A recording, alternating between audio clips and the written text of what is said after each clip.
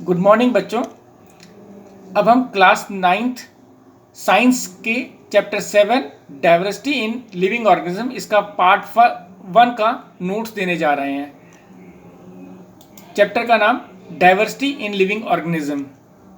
सबसे पहले इसमें आती है बायोडाइवर्सिटी। बायोडाइवर्सिटी इसका मतलब है जिंदा चीज़ें कितनी किस जगह कितनी हैं। It means that variety of living organism present on a particular region, यानी कितनी वेराइटी लिविंग ऑर्गेनिज्म की एक पर्टिकुलर रीजन में प्रेजेंट है। एक अनुमान के हिसाब से 20 लाख ऑर्गेनिज्म हमारी धरती पर पाए जाते हैं जो एक दूसरे से बिल्कुल अलग हैं।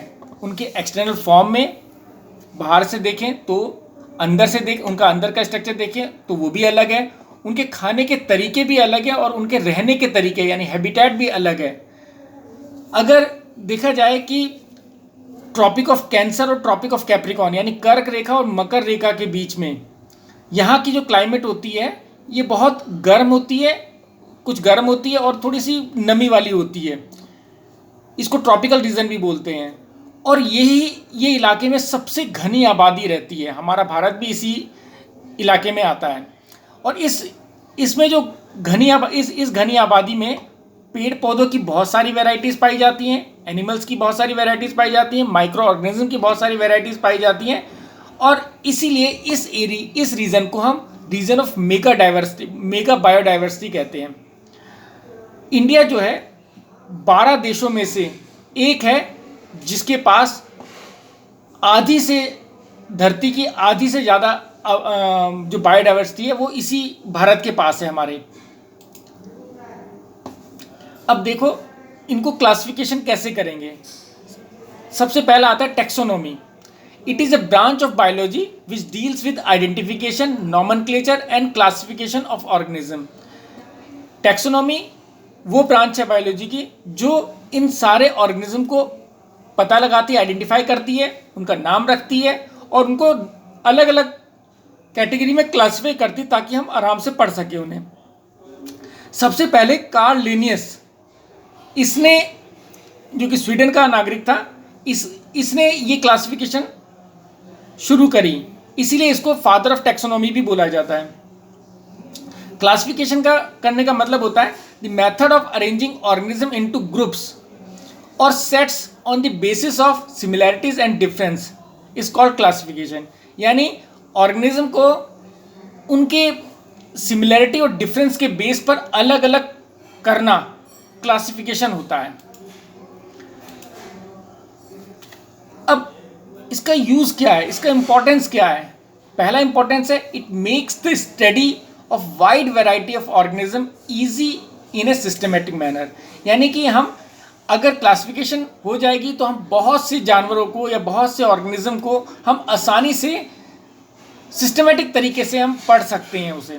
It helps to understand how different organism have evolved with time. और ये भी बताता है किस तरह एक ऑर्गेनिज्म इवॉल्व हुआ है टाइम के रेस्पेक्ट में। It helps to understand the inter relationship among different groups of organism. Classification से हमें यह भी पता चलता है कि एक ग्रुप ऑफ ऑर्गेनिज्म दूसरे ग्रुप ऑफ ऑर्गेनिज्म से किस तरह रिलेटेड है। It forms a base of study of other biological science like biogeography. अगर हम टैक्सोनॉमी और ये क्लासिफिकेशन कर लेते हैं तो हमें बायोजियोग्राफी जैसी साइंस को पढ़ने में भी बहुत हेल्प हो जाती है। क्लासिफिकेशन का बेसिस क्या है, किस बिना पर हम क्लासिफाई करते हैं। तो these are the certain feature और property used for classification of living organism which are known as characteristic. हम ऑर्गेनिज्म को उनकी कैरेक्टरिस्टिक्स के बेस पर क्लासिफाई करते हैं। जिन ऑर्गेनिज्म की एक जैसी कैरेक्टरिस्टिक होती है उनको एक ही ग्रुप में रखा जाता है। अब क्लासिफिकेशन सिस्टम देखो, दो तरह के क्लासिफिकेशन सिस्टम है। एक होता है टू किंगडम ऑफ क्लासिफिकेशन, ये कार्लस लिनियस ने दिया था 1758 में। और इसके अनुसार सारे लिविंग ऑर्गेनिज्म को दो ग्रुप में बांटा जाता है, एक प्लांट और दूसरा एनिमल। लेकिन इसके बाद दूसरी क्लासिफिकेशन आई जिसको कहते हैं 5 किंगडम ऑफ क्लासिफिकेशन। इसमें इसको एच विटेकर 1959 में उसने क्लासिफाई करा, जितने भी लिविंग ऑर्गेनिज्म हैं उनको 5 किंगडम में उसने क्लासिफाई करा। पहला किंगडम था किंगडम मोनेरा, दूसरा किंगडम था प्रोटिस्टा, तीसरा किंगडम था फंजाई, चौथा किंगडम था प्लांटी और पांचवा किंगडम था Animalia. Carl Woese in 1977 further divided kingdom Monera into archaebacteria and eubacteria. Carl Woese ने मोनेरा को भी 2 पार्ट्स में डिवाइड कर दिया, एक में आर्कीबैक्टीरिया और दूसरे में यूबैक्टीरिया। 2 बैक्टीरिया के इसमें, क्योंकि मोनेरा बैक्टीरिया की क्लास है तो उसको उसने 2 पार्ट्स में डिवाइड कर दिया था। अब आते हैं हिरार्की ऑफ क्लासिफिकेशन। अब क्लासिफिकेशन में हम जो सबसे ज़्यादा कैरेक्टरिस्टिक कॉमन होती है उससे और सबसे कम कैरेक्टरिस्टिक कॉमन होती है उसके बेस पर हम क्लासिफाई करते हैं। Carolus Linnaeus proposed classification system by arranging organism into taxonomical group at different level according to the characteristic they have. These groups और लेवल्स आर, तो ये जो उनके कैरेक्टरिस्टिक के बेस पर बहुत सारे ग्रुप में उनको क्लासिफाई कराए किसी भी ऑर्गेनिज्म को। हम उसमें से ग्रुप ये है हमारे पास। सबसे बड़ा ग्रुप है हमारा किंगडम। किंगडम में तो हमारी 5 किंगडम ऑफ क्लासिफिकेशन में आ जाता है। दूसरा आता है हमारा फाइलम, ये टैक्सोनॉमिकल ग्रुप है हमारे, ठीक है ना। एनिमल के लिए फाइलम आएगा और अगर प्लांट के लिए हम डिवीजन लिखेंगे। बाकी ये सब चीज दोनों में कॉमन होती है, क्लास, ऑर्डर, फैमिली, जीनस और स्पीसीज। स्पीशीज क्या होती है? A species is a group of living beings which can reproduce among themselves and keep their population alive। यानी अगर स्पीशीज की बात करें तो स्पीशीज वो ग्रुप होता है लिविंग ऑर्गेनिज्म का जो आपस में रिप्रोड्यूस हो सकता है और अपनी पॉपुलेशन को बनाए रख सकता है और जिंदा रहने के लिए। Major characteristic considered for classifying all organism into 5 major groups are. जो सबसे बड़ी कैरेक्टरिस्टिक थी जिसके बेस पर ग्रुप्स को क्लासिफाई किया गया है, वो उनमें पहले आता है टाइप्स ऑफ सेलुलर ऑर्गेनाइजेशन। सबसे पहले हमने देखा सभी ग्रुप को कैरेक्टरिस्टिक करने के लिए पहले हमने देखा उनका सेलुलर लेवल कैसा है, क्योंकि हर चीज़ सेल से बनी होती है। तो सेल 2 प्रकार के होते हैं, प्रोकैरियोटिक सेल और यूकैरियोटिक सेल। प्रोकैरियोटिक सेल वो सेल होता है जिसमें न्यूक्लियस वेल डिफाइंड नहीं होता, यानी न्यूक्लियस के ऊपर न्यूक्लियर मेम्ब्रेन नहीं होती है। इसको इनकम्प्लीट सेल भी बोलते हैं, प्रिमिटिव सेल है ये। और दूसरा होता है यूकैरियोटिक सेल, ये एडवांस सेल है, इसमें न्यूक्लियस वेल डिफाइंड होता है। जो प्रोकैरियोटिक सेल है वो बैक्टीरियाज में पाया जाता है, जबकि यूकैरियोटिक सेल बाकी सभी ऑर्गेनिज्म में पाया जाता है। दूसरा हमारी जो कैरेक्टरिस्टिक है जिसके बेस पर हम क्लासिफाई करते हैं वो है बॉडी ऑर्गेनाइजेशन। अब कुछ जिंदा चीज़ें हमारी होती है वो यूनिसेलुलर होती है, यानी एक सेल की बनी होती है, उनमें एक सेल ही सारे काम करता है।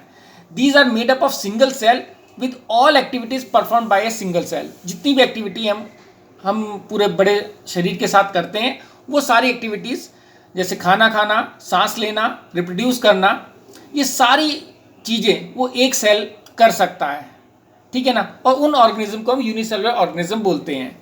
दूसरा होता है मल्टी सेलुलर ऑर्गेनिज्म। ये बहुत सारे सेलों को मिलाकर बने होते हैं, इनमें डिवीजन ऑफ लेबर होता है, हर सेल का काम निश्चित होता है और सब सेल मिलकर वही काम करते हैं जो सिंगल सेल अकेले ही कर लेता है। तो यूनिसेलुलर ऑर्गेनिज्म के अलग अलग फायदे हैं और मल्टी सेलुलर के अलग अलग फायदे हैं, ठीक है, इनको हम बाद में पढ़ेंगे। तीसरा जो क्लासिफिकेशन का बेस था वो था मोड ऑफ ऑब्टेनिंग फूड, कि वो खाना किस तरह लेते हैं। तो खाना लेने के तरीके होते हैं हमारे पास। एक तो होता है ऑटोट्रॉप्स। ऑटोट्रॉप्स कहते हैं जो ऑर्गेनिज्म अपना खाना खुद बना दे। सूरज की रोशनी से खाना बनाया जाता है, फोटोसिंथेसिस के द्वारा खाना बनाया जाता है। इनके अंदर ग्रीन पिगमेंट होता है, क्लोरोफिल, जो सूरज की रोशनी को ट्रैप कर लेता है और खाना बनाने में मदद करता है। जबकि दूसरे बाकी जो ऑर्गेनिज्म है वो हेटरोट्रॉप्स होते हैं, वो इन ऑटोट्रॉप्स से डिपेंड होते हैं अपने खाने के लिए। इसके बाद आता है nomenclature. A organism can have different names in different languages. अगर हमारे पास देखो वर्ल्ड में कितनी तरह की भाषाएं बोली जाती हैं और हर भाषा में हर ऑर्गेनिज्म का नाम अलग अलग ही होगा। और इससे हमें बहुत कन्फ्यूज़न हो सकता है। इसीलिए एक साइंटिफिक नेम दिया गया जो हर लैंग्वेज, हर भाषा में एक ही हो। और इस तरह का नाम जो है बाइनोमियल नोमेनक्लेचर सिस्टम है, जो कि कार्लस लिनियस ने दिया था। इसके द्वारा हम सभी ऑर्गेनिज्म का नाम रखते हैं। अगर हमें कोई साइंटिफिक नेम लिखना है तो हमें कुछ चीज़ देखनी पड़ेगी। तो पहली चीज़ है genus should be followed by the species. सबसे पहले हम जीनस लिखेंगे और उसके बाद हम स्पीशीज लिखेंगे उसका। यानी जो हमारा बाइनोमियल नोमेनक्लेचर है वो दो पार्ट का होगा, एक पहला जीनस होता है, दूसरा स्पीशीज होता है। जो first letter of the genus should be written in capital. Genus का पहला लेटर हमें कैपिटल में लिखना पड़ता है और स्पीशीज को हम स्मॉल लेटर में लिखते हैं। स्पीशीज का नाम हम स्मॉल लेटर में लिखेंगे, ठीक है ना। और अगर हमें इसको प्रिंट करना है, जैसे हम कंप्यूटर टाइप करेंगे, प्रिंट करेंगे, तो जो नाम है उसको हम इटैलिक्स में प्रिंट करेंगे। और अगर हम इसको हैंड मतलब हाथ से लिखेंगे तो जीनस और स्पीशीज को अलग अलग अंडरलाइन करना पड़ेगा, ठीक है। जैसे होमोसेपियंस जो होता है वो ह्यूमन का साइंटिफिक नेम है, और पैंथेरा टिग्रिस जो है वो टाइगर का साइंटिफिक नेम है। ये बाइनोमियल नोमेनक्लेचर में आता है। अब देखो, अगर हम ऑर्गेनिज्म को देखते हैं तो एक ये टेबल है जिसमें हमें 5 किंगडम ऑफ क्लासिफिकेशन हमें नजर आएंगी। ये देखो, ऑर्गेनिज्म जितने भी हैं वो या तो प्रोकैरियोट होते हैं या यूकैरियोट होते हैं। प्रोकैरियोट में अधिकतर यूनिसेलुलर ऑर्गेनिज्म आते हैं और इसमें एक ही हमारी किंगडम आती है जिसका नाम है मोनेरा। यूकैरियोट में हमारे पास यूनिसेलुलर भी होते हैं और मल्टीसेलुलर भी होते हैं। यूनिसेलुलर ऑर्गेनिज्म में आते हैं प्रोटिस्टा यूकैरियोटिक सेल में, ठीक है। तो ये प्रोटिस्टा हमारी दूसरी किंगडम आ गई। अब मल्टीसेलुलर में बात करें तो इसमें दो तरह के ऑर्गेनिज्म होते हैं। एक वो होते हैं जिनमें सेल वॉल प्रेजेंट होती है यानी प्लांट्स, और एक वो होते हैं जिनमें सेल वॉल नहीं होती यानी एनिमल्स। तो जिनमें सेल वॉल नहीं होती एनिमल्स, ये हमारी तीसरी किंगडम आ गई, ठीक है। और इसके बाद जो जिनमें सेल वॉल होती है इसमें भी दो तरह के ऑर्गेनिज्म आते हैं। एक वो जो फोटोसिंथेसिस परफॉर्म नहीं करते, उनमें आता है फंगस, चौथी। और एक वो होते हैं जो फोटोसिंथेसिस परफॉर्म करते हैं यानी प्लांटी। तो इस तरह हमारे पास 5 किंगडम ऑफ क्लासिफिकेशन आती है, मोनेरा, प्रोटिस्टा, फंगाई, प्लांटी और एनिमिलिया। तो ये 5 किंगडम ऑफ क्लासिफिकेशन की जो मेन बेसिस है वो आ जाते हैं। अब पहली किंगडम ऑफ क्लासिफिकेशन हम देखते हैं, किंगडम मोनेरा। इसके अंदर प्रोकैरियोटिक आते हैं, यानी इनका न्यूक्लियस जो होता है वो वेल डिफाइंड नहीं होता, उसके ऊपर न्यूक्लियर मेम्ब्रेन नहीं होगी। यानी जो हमारा जेनेटिक मटेरियल है वो हमारा साइटोप्लाज्म में ऐसे ही बिखरा हुआ मिलेगा। जैसे कि देखो यहाँ पर जो क्रोमेटिन मटेरियल है वो हमारा बिखरा हुआ है इसके साइटोप्लाज्म में, ठीक है। तो ऐसे में हमारे बैक्टीरिया आता है, ठीक है ना।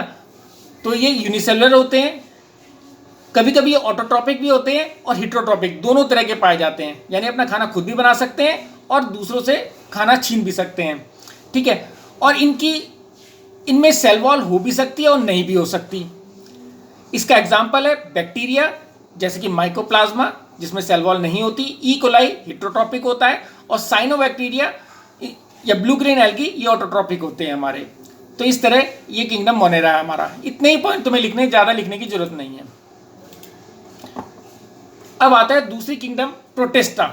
प्रोटिस्टा में हमारे पास यूकैरियोटिक आता है, यानी कि इसका न्यूक्लियस वेल डिफाइंड होगा, न्यूक्लियस के ऊपर न्यूक्लियर मेम्ब्रेन होगी। तो ये हमारा प्रोटिस्टा भी यूनिसेलुलर हो सकता है, यूनिसेलुलर होता है, ठीक है। ये ऑटोट्रॉपिक और हिट्रोट्रॉपिक दोनों तरह से होते हैं। इनमें जो लोकोमोटरी ऑर्गन है यानी चलने के लिए, सीलिया होता है, फ्लैजिला। सीलिया कहते हैं बहुत सारे छोटे छोटे बाल, देखो जैसे इसके पास बहुत सारे छोटे छोटे बाल है, ये हमारा पैरामीशियम है। यह फ्लैजिला होता है, फ्लैजिला में एक ही बाल होता है, ये भी चलने का काम आता है। या फिर अमीबा के केस में सीडोपोडिया होते हैं। तो सीडोपोडिया ये सब हमारे लोकोमोटरी ऑर्गन है, ठीक है ना।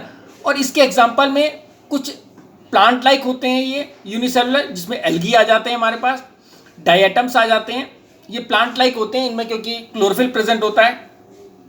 कुछ इसमें एनिमल लाइक प्रोटिस्टा भी होते हैं, इसमें प्रोटोजोन आते हैं, जैसे पैरामीशियम, यूग्लिना और अमीबा आ जाएंगे, टिपेनोसोमा आ जाएगा, एंटमीबा आ जाएगा इसमें। और कुछ फंगस होते हैं जैसे स्लाइम मोल्ड्स और वाटर मोल्ड्स, ये दोनों हमारे पास, यानी हर तरह के इसमें ऑर्गेनिज्म भी आ जाते हैं, और सेल वॉल इसमें होती है। ये देखो टिपैनोसोमा, इसके अंदर फ्लैजिला है। एंटमीबा, इसके अंदर ना सीलिया है ना फ्लैजिला है, देखो कुछ भी नहीं है, ठीक है। और ये हमारा अमीबा है, इसके देखो सीडोपोडिया, फॉल्स फीट, ठीक है ना। और एक ये हमारा पास है यूग्लिना, इसके अंदर फ्लैजिला है, देखो लंबा बाल, ठीक है ना। तो ये हमारे सारे प्रोटिस्टा में आते हैं। इसके बाद तीसरी किंगडम आती है हमारी किंगडम फंजाई। इसमें यूकैरियोटिक आते हैं, ये इमोबाइल होते हैं, यानी चल फिर नहीं सकते, और सेल वॉल इसके अंदर प्रेजेंट होती है, ठीक है। इसमें अधिकतर मल्टीसेलुलर होते हैं, लेकिन कुछ यूनिसेलुलर हो सकते हैं, जैसे कि ईस्ट हमारा यूनिसेलुलर है, ठीक है ना। अगर इनका फूड के सोर्स की बात करें तो ये अधिकतर सेप्रोफाइट्स होते हैं। सेप्रोफाइट मतलब खाना को गला के खाते हैं, मतलब जैसे बाहर कोई खाना पड़ा है, उसको उसमें एसिड डालेंगे, और उस एसिड को डालने के बाद उसको जब वो खाना गल जाएगा तो उसको सक कर लेंगे। तो ऐसे ऑर्गेनिज्म जो होते हैं जो डिकेइंग मटेरियल पे डिपेंड होते हैं, उनको सेप्रोफाइट्स बोलते हैं। इसमें आता है हमारा ईस्ट और मशरूम, हमारे इस तरह के ऑर्गेनिज्म होते हैं। कुछ इसमें पैरासिटिक भी हैं, जो किसी ऑर्गेनिज्म के बॉडी ऑर्गेनिज्म के अंदर रहते हैं या किसी दूसरे जानवर के अंदर रहते हैं अपने फूड के लिए, और ये बीमारी भी पैदा करते हैं। इनमें तीसरी तरह की भी आते हैं जो सिम्बायोटिक रिलेशनशिप में रहते हैं। इनमें जैसे लाइकेन होती हैं, तो सिम्बायोटिक रिलेशनशिप वो होती है जो दो ऑर्गेनिज्म के बीच में होती है कि दोनों एक दूसरे के साथ रहते हैं और एक दूसरे को फायदा पहुंचाते हैं। तो लाइकेन जो होती है वो सिम्बायोटिक रिलेशनशिप है फंगस और साइनोबैक्टीरिया की। अब फंगस जो होता है, फंगाई जो होता है, वो फूड बनाता है क्योंकि उसके पास क्लोरोफिल होता है, और साइनोबैक्टीरिया जो होता है वो उस फंगस को जो है वो पानी देगा, प्रोटेक्शन देगा सनलाइट से, ठीक है ना। तो इस तरह जो साइनोबैक्टीरिया तो खाना मतलब ये जो साइनोबैक्टीरिया तो खाना बनाता है क्योंकि उसके पास वो क्लोरोफिल होता है, जबकि फंगस जो होता है वो प्रोटेक्शन और वाटर देता है। तो सेल वॉल जो होती है इनकी बहुत टफ होती है, टफ शुगर से बनी होती है, जिसको हम चिटिन कहते हैं, ठीक है ना। तो इसके एग्जाम्पल मशरूम्स है यानी एगेरिकस, ग्रीन मूल्स यानी पेनिसिलियम, स्मट वगैरह इसमें एग्जाम्पल हैं। अब इनको चित्र भी देख लो उनका, ये एस्परजिलस है, ये भी हमारा एक फंगस है। पेनिसिलियम ये भी हमारा फंगस है। एगेरिकस सांप की छतरी अगर तुमने देखी होगी ये, तो ये भी हमारा फंगस है। ऐसे ये लाइकेन्स हैं हमारे, ये फॉलियोज लाइकेन है, ये फ्रूटिकोज लाइकेन है, ऐसे एस्परजिलस है ये, ठीक है। और यहाँ पर ये ईस्ट का सेल है, ये हमारा, ये राइजोपस है, ब्रेड मोल्ड जिसे कहते हैं, और ये पेनिसिलियम है। तो ये सारे हमारे फंगस हैं। अब आते हैं प्लांट्स। प्लांट्स जो होते हैं, दूसरी किंगडम पर आ रहे हैं प्लांट्स। तो प्लांट्स किंगडम जो होती है हमारे पास, देखो किस तरह की होती है। पहले प्लांट्स जो होते हैं, हम प्लांट को जब नाम सुनते हो तो हमें पता होगा कि प्लांट की जड़ होती है, तना होती है, पत्ती होती है, यानी रूट, स्टेम और लीफ होती है उसकी। लेकिन अगर किसी प्लांट की रूट, स्टेम और लीफ में हम उसको डिफ्रेंशिएट नहीं कर सकते, तो ऐसे प्लांट को हम थैलोफाइटा में, उसके डिवीजन थैलोफाइटा हो जाएगा, ठीक है ना, यानी थैलस लाइक।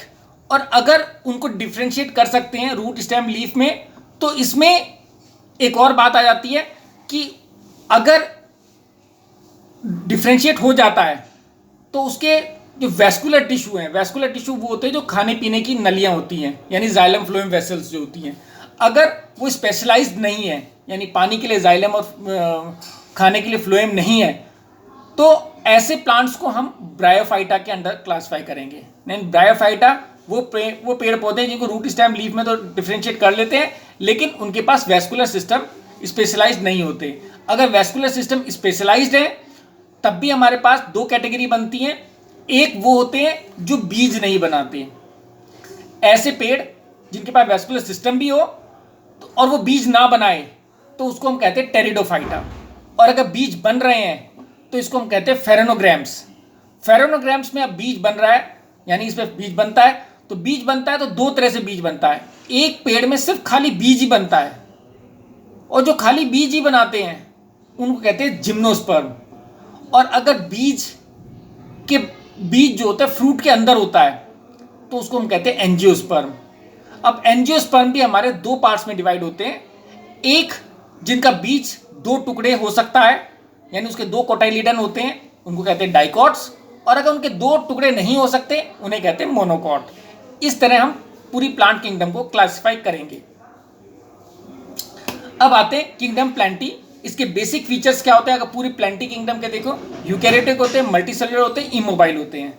यानी इनका न्यूक्लियर जो सेल के अंदर न्यूक्लियस पाया जाता है और प्रोमिनेंट न्यूक्लियस होता है, मल्टीसेलुलर होते हैं, इमोबाइल यानी चल फिर नहीं सकते, ऑटोट्रॉफिक होते हैं और सेल वॉल इसके अंदर प्रेजेंट होती है। ये सब चीज़ें तो प्लांटी के अंदर हैं। अब इसके अंदर हम बहुत सारी डिवीजन है किंगडम प्लांटी के अंदर। Differentiated into body parts. Body is differentiated into leaves, stems, roots and flower. अगर पेड़ की बात करें तो उसको लीव्स, स्टेम, रूट, फ्लावर्स में हम डिफरेंशिएट कर सकते हैं। और दूसरी चीज़ है उसके अंदर वैस्कुलर टिश्यू प्रेजेंट होते हैं। तो वैस्कुलर टिश्यू जाइलम फ्लोएम होते हैं हमारे, ठीक है। तो ये सब चीज़ें हमारी पेड़ के अंदर होती है। अब रिप्रोडक्शन की बात हो तो वो सीड के थ्रू रिप्रोड्यूस होता है या स्पोर के थ्रू रिप्रोड्यूस होता है। जो सीड के थ्रू रिप्रोड्यूस होता है उसको फेरोनोग्राम्स कहते हैं, और जो स्पोर्स के थ्रू रिप्रोड्यूस होता है उसको क्रिप्टोग्राम बोलते हैं। अगर सीड फ्रूट के अंदर है या नेकेड है, उसके बेस पर हम जिम्नोस्पर्म और एंजियोस्पर्म को क्लासिफाई करते हैं। एंजियोस्पर्म जो होता है उसके अंदर फ्रूट जो होता है सीड के अंदर होता है। फ्रूट जो होता है वो फ्रूट के अंदर सीड होता है और फ्रूट जो है फ्लावर का बनता है। जबकि जिम्नोस्पर्म में सीड नेकेड होता है और उसके पास कोई फ्लावर भी नहीं होता। अब पहली डिवीजन आती है हमारे पास Thallophyta. Thallophyta basic elementary plant with undifferentiated body part, यानी इसके अंदर एलिमेंट्री प्लांट है क्योंकि वो खाना खुद बनाता है, और इसको हम बॉडी पार्ट्स में डिवाइड नहीं कर पाते, रूट स्टेम लीफ में डिवाइड नहीं कर पाते। इसमें हमारे एल्गी आते हैं। इसमें कोई वैस्कुलर टिश्यू प्रेजेंट नहीं होता। ये स्पोर्स के थ्रू रिप्रोड्यूस करते हैं और एल्गी के नाम जैसे उल्वा, स्पायरोगेरा, यूलोथ्रिक्स, क्लेडोपोरा, कारा। अब देखो ये है यूलोथ्रिक्स इस तरह का, क्लेडोपोरा ये देखो इस तरह का होता है, उल्वा पत्ती की तरह होता है ये, ठीक है, ये उल्वा है। ये स्पायरोगेरा, इसका देखो ये हमारा अंदर क्रोमेटिन मटेरियल देखो किस तरह का है, ठीक है। ऐसी कारा, ये कारा है। ये सब थैलोफाइटा में आते हैं। मेनली क्या होते हैं? एल्गी होते हैं ये, काई।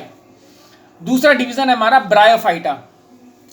ब्रायोफाइटा, इसमें body structure differentiated into root stem leaf but do not fully developed. वो फुल्ली डेवलप्ड नहीं होता लेकिन रूट स्टेम और लीफ हम कह सकते हैं। इसमें कोई वैस्कुलर टिश्यू प्रेजेंट नहीं होता, स्पोर्स के थ्रू रिप्रोड्यूस होता है, और ये जमीन पे और पेड़ दोनों में रह सकता है, इसलिए इसको एम्फीबियंस ऑफ प्लांट्स कहा जाता है। इसमें आता है लिवरवॉर्ट, जैसे मार्केंशिया, रिक्शिया, ये मार्केंशिया और ये रिक्शिया है। देखो ये बहुत छोटे छोटे पेड़ होते हैं, दिखाई भी नहीं देते, बहुत छोटे छोटे होते हैं। हरेरी घास, हरेरी काई जैसी लगी होती है अगर तुम दीवारों पे देखोगे इसको। मॉसेस यानी फ्यूनेरिया, ये देखो फ्यूनेरिया इस तरह का होता है, बहुत छोटे प्लांट है ये। ऐसी हॉर्नवर्ट होता है डेंड्रोसिरॉस। इसके बाद आता है टेरिडोफाइटा, ये तीसरी डिवीजन है प्लांट की। इसमें बॉडी डिफरेंशिएटेड स्ट्रक्चर होते हैं, जैसे लीव्स, स्टेम, रूट सब होता है इसमें, रूट, लीव, स्टेम सब पाई जाती है, ठीक है ना। वैस्कुलर टिश्यू भी प्रेजेंट होता है इसके अंदर, और रिप्रोड्यूस थ्रू स्पोर्स, लेकिन ये स्पोर्स के थ्रू रिप्रोड्यूस करते हैं जो कि लीव्स के अंडर सरफेस पर होते हैं, यानी लीव्स के पीछे स्पोर्स प्रेजेंट होते हैं, लीव्स के अंदर ही स्पोर्स प्रेजेंट होंगे इसके अंदर, ठीक है ना। और इसके एग्जाम्पल हमारे पास मार्शीलिया, देखो ये मार्शीलिया प्लांट है। फर्न, ये फर्न होता है, ये आमतौर पे घरों में पाया जाता है ये, ठीक है ना। एक होता है हॉर्स टेल यानी इक्विस्टम। इक्वस कहते हैं घोड़े को, यानी घोड़े की पूंछ के जैसा पेड़। देखो जब घोड़े की पूंछ नहीं लग रही तुम्हें, तो ये इस जैसा पेड़ जो होता है ये भी हमारा टेरिडोफाइटा में आता है। They do not bear seed, इसमें सीड नहीं होते, इसमें स्पोर्स होते हैं। अब आते फेरोनोग्राम्स। फेरोनोग्राम्स पहला तो ये है बॉडी डिफरेंशिएशन एग्जिस्ट करेगा, यानी रूट स्टेम लीफ में होगा वो। इसमें स्पेशलाइज्ड वैस्कुलर टिश्यू प्रेजेंट होंगे, यानी जाइलम फ्लोएम होंगे इसके अंदर। स्पेशलाइज्ड रिप्रोडक्टिव टिश्यू भी इसके अंदर होंगे, और सीड भी इनके अंदर मिलेगी। तो ये सारी बेसिक फीचर्स अगर हैं तो हमारा फेरोनोग्राम्स में आ जाएगा वो। अब इसमें जो पहली डिवीजन है वो जिम्नोस्पर्म की है। जिम्नोस्पर्म में बॉडी डिफरेंशिएशन तो है ही, वैस्कुलर टिश्यू भी है, इसमें सीड नेकेड होती है, इसमें फ्रूट जो विदाउट फ्रूट जो होता है वो सीड बन जाता है, और फ्लावर भी इसमें नहीं होता, सीधा ही बीज बनता है इसके अंदर। ये पेरिनियल होते हैं, यानी एक से अधिक साल तक जिंदा रहते हैं। एवरग्रीन होते हैं, हर साल इनमें फल आता है। वुडी होते हैं, इनमें लकड़ी होती है, ठीक है ना, लकड़ी के बने होते हैं ये। और इसके एग्जाम्पल पाइन्स हैं, जिनको देवदार के पेड़ भी कहते हैं, साइकस और जिंको है। देखो ये साइकस का पेड़ है, ये पाइन्स का पेड़ है, पाइनस का पेड़ है। तो ये सब हमारे जिम्नोस्पर्म होते हैं। इसके बाद आता है हमारा दूसरा डिवीजन आता है इसमें एंजियोस्पर्म। अब एंजियोस्पर्म, इनको हम फ्लावरिंग प्लांट भी कहते हैं, क्योंकि ये प्लांट जो है उनके अंदर फूल होते हैं, और जो फूल जो होता है वो फिर बाद में फल में बदल जाता है, और फल के अंदर बीज होता है, ठीक है ना, और बीज के अंदर एम्ब्रियो होता है, जो कि छोटा सा पेड़ होता है। हर बीज के अंदर एक छोटा सा पेड़ होता है जिसको एम्ब्रियो कहते हैं, ठीक है ना। और बीज जो होता है उसके दो हिस्से हो सकते हैं और एक हिस्सा हो सकता है, और उन हिस्सों को हम कोटिलीडन्स बोलते हैं। They are also called seed leaves, इनको सीड लीव्स भी बोलते हैं, because in many plant they emerge and become green when they are germinate. जब हम ऐसे पेड़ों को बोते हैं तो जो पहला पत्ता निकलता है वास्तव में वो हरे हरे ये कोटिलीडन ही होते हैं, जो कि पहले पत्ते के रूप में बाहर निकलते हैं। Angiosperms are further divided on the basis of number of cotyledon into two parts. Angiosperm को दो पार्ट्स में और डिवाइड कर देते हैं कोटिलीडन के बेस पर। पहला हमारा आता है डाइकॉट्स, दूसरा आता है मोनोकॉट्स। डाइकॉट में देखो ये पत्ती देखो इस डाइकॉट की, इसमें देखो वेनिएशन, वेनिएशन मतलब इसकी नसें देखो, एक इधर एक बीच की नस है, और एक इधर एक इधर एक इधर एक इधर, ऐसी देखो। इसमें देखो ये मोनोकॉट प्लांट है, इसमें देखो इसमें पत्ती चौड़ी थी, इसमें पत्ती कितनी पतली सी है। और अगर इसकी लाइनें देखोगे अंदर की, तो इसकी लाइनें बिल्कुल सीधी सीधी होंगी। पत्ती लंबी होती हैं, इसकी लाइनें सीधी सीधी लाइनें होती हैं, मिड रिप की जैसे सीधी लाइनें होती हैं, ठीक है ना। तो हम बाकी डिफरेंस इसके अभी देखते हैं। अगर डाइकोट और मोनोकोट में डिफरेंस देखना है, पहला डिफरेंस उसके बीज का होता है। मोनोकोट में 1 कोटिलीडन होता है, और डाइकोट में 2 कोटिलीडन होते हैं। रूट फाइब्रस होती है, फाइब्रस मतलब पहली एक मतलब फाइब्रस रूट जो होती है उसमें क्या होता है कि बहुत सारी रूट्स एक साथ निकलती है, छोटी रूट्स होती है फाइब्रस रूट। ऐसे ही जो इसमें जो होती है डाइकोट में, वो टैप रूट होता है, प्रोमिनेंट प्राइमरी रूट्स होते हैं, टैप रूट होती हैं इसके अंदर, यानी एक बीच में बड़ी रूट होती है, उसके बाद छोटी छोटी रूट उसमें से निकलती है। जो स्टेम होता है इसका तो हॉलो और फॉल्स होता है, जबकि इसका स्ट्रॉन्ग स्टेम होता है। लीफ जो होती है उसमें पैरेलल वेनिएशन होता है, जो मैंने बताया था, नैरो होती हैं, और यहाँ पर डाइकोट में रेडिकुलेट वेनिएशन होता है, ब्रॉड होती है। जबकि फ्लावर्स के अंदर अगर पेटल्स देखें, उनके कलरफुल पत्ते देखें, तो फ्लावर के अंदर या तो 3 पत्ते मिलेंगे या 3 के मल्टीपल में पत्ते मिलेंगे, पेटल्स मिलेंगे। जबकि डाइकोट में 4 या 5 मिलेंगे या इनके मल्टीपल होंगे, ठीक है ना। और इसके एग्जाम्पल जैसे हमारा आ जाता है बनानाज और ग्रासेस, हमारा इसके एग्जाम्पल है। पाम भी इसका एग्जाम्पल है, ठीक है ना। जबकि यहाँ पर डाइकोट में हमारा peanut, beans, oak tree, roses, mango tree, तो ये सारे हमारे डाइकोट के एग्जाम्पल होते हैं। इस तरह हम ये फर्स्ट पार्ट को ख़त्म कर रहे हैं। Thank you.